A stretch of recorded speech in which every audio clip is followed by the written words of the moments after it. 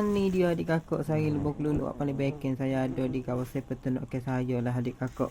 Cuba adik kakak dengar lah backing dia setara mana dok. Kalau kita buka saya keluluk ni dia boleh tahan jugalah backing. Dengar siapa habislah dia punya tahap dia nak mahu ke saya. Maksud saya buka kotak madu ni untuk saya ambil madu lupa keluluk. Adik kakak tahu kau ni keluluk jenis ke dia.